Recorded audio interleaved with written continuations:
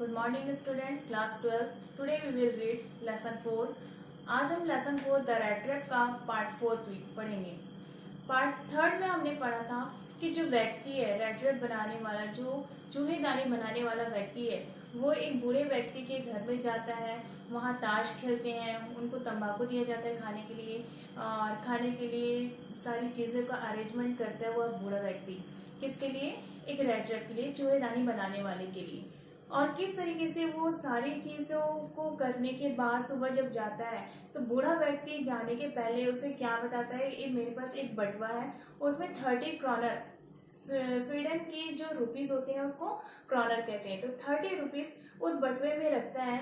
जो चूहेदानी बनाने वाला व्यक्ति देख लेता है और वह क्या करता है, सुबह जाने के बाद चोरी करने के बहाने वो क्या आता है, रिटर्न उसके घर में, बूढ़े व्यक्ति के घर में आता है और वो क्या करता है, 30 क्रॉनर को चुरा लेता है और उस बटुए को जैसे विंडो के पास में वह बटुआ लटके रहता है वैसे ही एज इट इज लटका के वापस चला जाता है।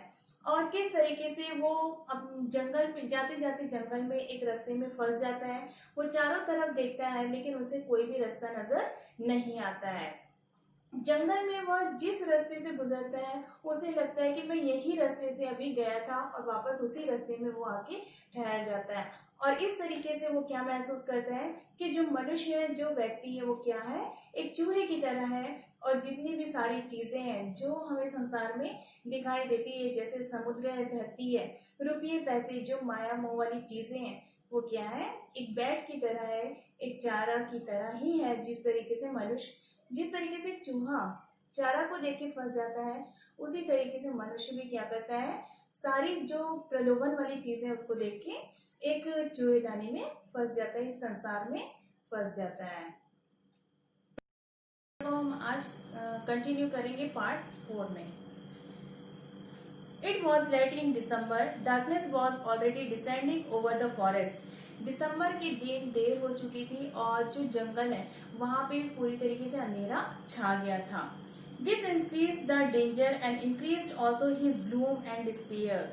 और वो क्या होता है, इतना खतरे को बढ़ा दिया, जो जंगल में अंधेरा छाया हुआ था वो खतरे को इतना ज्यादा बढ़ा दिया था कि उसकी उदासी और निराशा, ग्लूम का मीनिंग होता है उदासी और डिस्पेयर का मीनिंग होता है निराशा, उसकी उदासी और निराशा को भी बढ़ा दिया था। Finally, he saw no way out and he sank down on the ground, tired to death, thinking that his last moment had come. और उसको कोई भी रास्ता वहां पे नजर नहीं आ रहा था। जंगल में जिस रास्ते से गुजरता था, जहां से जाता था, वो वहीं उस जगह में आके स्टे करता था, रुक जाता था। उसे क्या लगता था, मैं तो कहीं पे भी नहीं निकल पा रहा हूँ और एक पिंजरे की तरह, जिस तरीके से चूहा फंसता वैसे मैं भी फंस चुका हूँ इस जंगल में। और वह क्या करते हैं, जमीन में ही बैठ जाता है। But just as he laid his head on the ground, he heard a sound, a hard, regular thumping. जैसे ही वो थकावट महसूस करता है, जमीन में बैठ जाता है, तो उस जमीन के अंदर से एक साउंड, एक आवाज सुनाई देती है जो बहुत ही कर्कश ध्वनि होती है। और मरता हुआ वह सोचता है कि उसका अंतिम समय आ गया है। But just as he laid his head on the ground, he heard a sound, a hard, regular thumping. There was no doubt as to what that was. और उसे 30 लगातार थपथपाहट की आवाज आती रहती है और उसमें कोई भी शक नहीं है। He raised himself. Those are the hammers stock from an iron mill. He thought there must be people nearby. He summoned all his strength, got up and stepped in the direction of the town. उसने अपने आप को खड़ा किया और उसने सोचा, किसी लोहे की मिल में हथौड़े की आवाज थी। उसने जब जमीन पे लेटा, थका हुआ महसूस कर रहा था और जमीन पर जब लेटा तो उसे एक आवाज सुनाई दे रही थी। तो उसे कंफर्म हो गया था कि वो आवाज किसकी है, कि यहाँ कहीं ना कहीं एक आयरन मिल है, लोहे की मिल है, वहीं से आवाज आ रही है। He summoned all his strength, got up and stepped in the direction of the sound.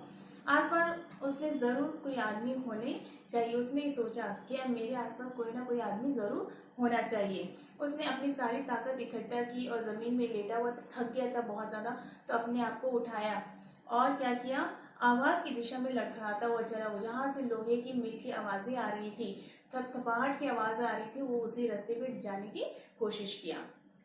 The Ranso iron works, which are now closed down, were not so long ago a large plant with smelter, rolling mill and forge. रामसो iron works जो अब क्या हो चुका था, पूरी तरीके से क्लोज हो चुका था, बंद हो चुका था, और कभी एक बहुत बड़ा प्लांट भी हुआ करता था। भट्टियां थी, जलती हुई मिल, लिखा है ना, smelter, rolling mill and forge. Forge का मीनिंग क्या होता है, ढलाई के साथ। वहां पे जितने भी लोहे हैं उनको गलाया जाता था, रोल किया जाता था, उसे शेप दिया जाता था, और जो भट्टियां जलती थी उसमें ढलाई किया जाता था। In the summertime, long lines of heavily loaded barges and scows slide down the canal, which led to a large inland lake. And in the winter time, the road near the mill were black from all the coal dust which shifted down from the big charcoal crates. और क्या बताया जा रहा है यहाँ पे कि जो नहर है वहां पे नौकाएं लाइन में नहर में चलती थी। वहां पे जो भी सामान है उसे नाव के द्वारा एक स्थान से दूसरे स्थान भेजा जाया करता था, और बड़ी झील में गिरती भी थी। और सर्दियों में मिल के पास में जो रोड होती थी वो कोयले की डस्ट से, वहां पे जो लोहे का गलाए जाते थे, लोहे के कारण और जो चारकोल की डस्ट होते थे उसके कारण वहां की जो नाव है वो किस तरीके से हो गई थी, काली पड़ गई थी। वहां पूरी तरीके से धूल से काली हो गई थी, और चारकोल की टोकरियां से भी गिरती थी। During one of the long dark evening just before Christmas, the master smith and his helper sat in the dark forge near the furnace waiting for the pig iron, which had been put in the fire to be ready to put on the anvil. Christmas का festival था, उसके कुछ दिन पहले की ही बात है। एक लंबी अंधेरी शाम से पहले जो मुख्य लौहकार था, जो लोहे का मुख्य व्यक्ति था, उसने और सहायक भट्टी के पास में अंधेरा जो था, ढलाई वाली खाई में अशुद्ध लोहे को क्या करते थे, जो रॉ मटेरियल होता था उसको भट्टियों में डाल के लोहे में जिस तरीके से जो रोल बनाया जाता था, जो भी शेप दिया जाता था, उसी भट्टियों में उस काम को किया जाता था। किसके द्वारा, जो लौहकार था वो, और उसका जो मुख्य, उसका जो सहायक था, उसके द्वारा लोहे, जो अशुद्ध लोहे होते थे उसको शुद्ध करके भट्टियों से बाहर निकाला जाता था। जो आग में डाला गया था, निहाई पर रखे जाने के लिए, तैयार होने के लिए भट्टियों में डाला गया था। Every now and then one of them got up the stair and glowing mass with a long iron bar. कभी कभी उनमें से एक व्यक्ति एक लंबी लोहे की छड़ में चमकते हुए पदार्थ को हिलाने के लिए उठता था। जो भट्टियां होती थी बहुत बड़ी मात्रा में, बहुत बड़ी हुआ करती थी। भट्टियों में क्या करते थे, बहुत बड़ी मात्रा में लोहे को डाला करते थे, और उनमें से जो नौकर था और उसका जो सहायक था, दोनों में से कोई एक व्यक्ति क्या करता था, उस लोहे को, गलते हुए लोहे को चलाने के लिए उठता था। Returning in a few moments, dripping and perspiration, thought he was the custom. He wore nothing but a long shirt and a pair of wooden shoes. कुछ ही पल में वह वापस आ जाता, वो लोहे को चलाता और एक ही पल में वापस आ जाता, पसीने से सराबोर। यद्यपि एक रिवाज था, वहाँ एक कस्टम बना हुआ था, रीति रिवाज था कि वहाँ कुछ नहीं पहने था सिवाय एक कमीज और लकड़ी के जूतों के। जो व्यक्ति वहाँ पे क्या कर रहा था, लोहे, गलते हुए लोहे को चला रहा था, वो क्या पहना था, सिर्फ एक कमीज पहना था और लकड़ी के शूज पहने हुए थे, उसके अलावा कुछ भी नहीं पहना था। ये वहां का एक रीति रिवाज था, कस्टम बना हुआ था। All the time there were many sounds to be heard in a forge. सारे समय ढलाई करने वाली खाई में अनेकों आवाजें सुनाई देती थी।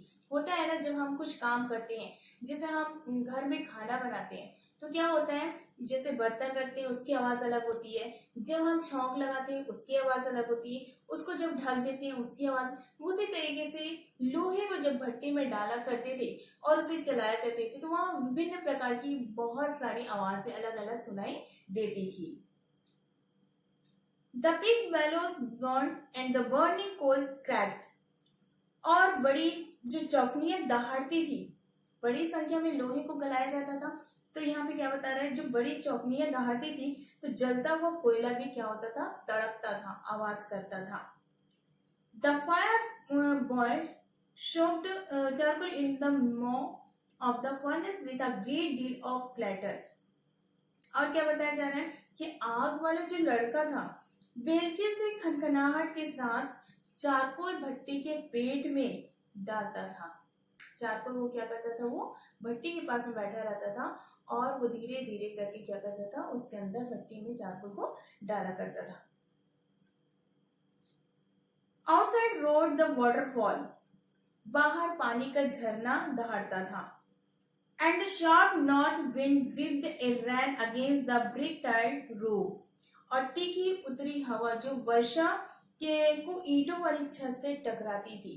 वहां बारिश भी हो रही है, भट्टी जलने की भी आवाजें आ रही है, जो चारकोल है, कोयला है, उसकी तड़कने की आवाज आ रही है, बाहर झरना गिर रहा है, पानी गिर रहा है, बारिश हो रही है, उसकी आवाज आ रही है। यहाँ यानी वहां विभिन्न प्रकार का एक आवाज सुनाई देती थी जो जिसे कल्पना भी नहीं कर सकते थे। It was probably on account of all this noise that the blacksmith didn't notice that a man had opened the gate and entered the fort.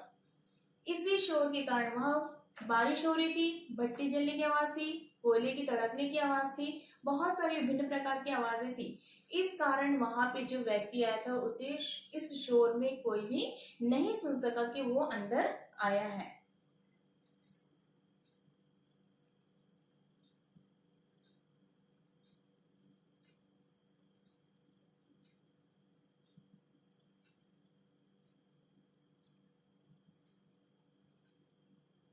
इस शोर में एक आदमी ने आया और दरवाजा खोला, उस पर कोई भी ध्यान नहीं दिया और वह फौज में दाखिल हो गया था। Until he stood closer to the furnace, और जब तक कि वह आदमी भट्टी के पास आकर खड़ा नहीं हो गया तब तक वो वहां पे किसी को भी पता नहीं चला कि एक व्यक्ति इस फौज के अंदर, इस मिल के अंदर आया है।